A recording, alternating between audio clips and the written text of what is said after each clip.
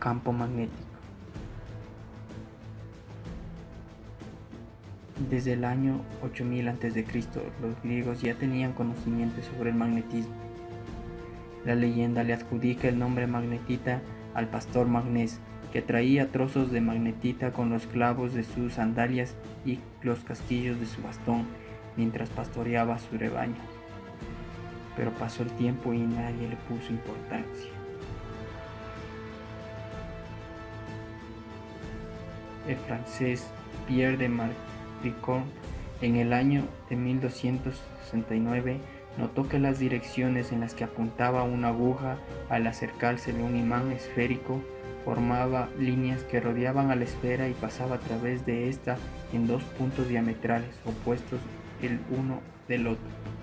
Así fue como decidió llamarlos polos del imán, existiendo así un polo norte y un polo sur. En el siglo XVIII y XIX empezó a ser bien conocido el magnetismo. El científico danés Christian Huygens en 1819 descubrió que las corrientes eléctricas creaban campos magnéticos a su alrededor. Su experiencia consistió en observar que al acercar una aguja imantada a una corriente, aquella dejaba de orientarse hacia el polo norte para situarse perpendicularmente a la corriente. A partir de aquí, se dedujo que las corrientes eléctricas producen el mismo efecto que los imanes.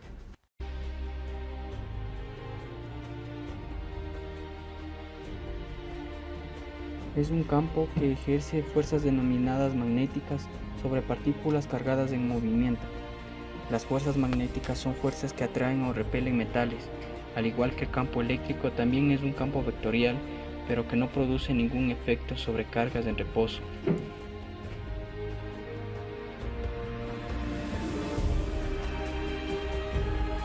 De forma natural existen algunos materiales que pueden generar campo magnético, como es en el caso de la magnetita.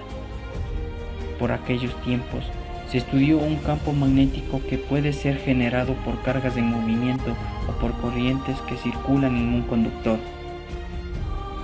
Por convección, algunos científicos han determinado que las líneas de campo magnético salen del polo norte e ingresan al polo sur. También determinaron que el vector campo magnético es tangencial a las líneas de campo que salen del polo norte e ingresan al polo sur. Existen varias líneas de campo magnético que salen del imán, por lo que se puede calcular en varios puntos de las líneas de campo magnético.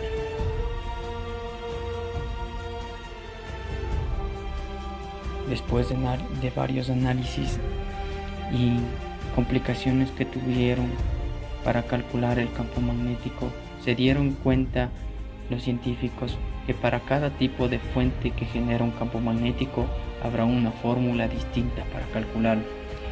En líneas generales, estas fórmulas se obtienen por medio de la ley de Biot-Savart o la ley de Ampère.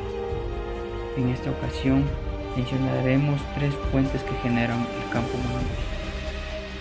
Tenemos un cable rectilíneo en el cual circula corriente y alrededor de él se genera un campo magnético.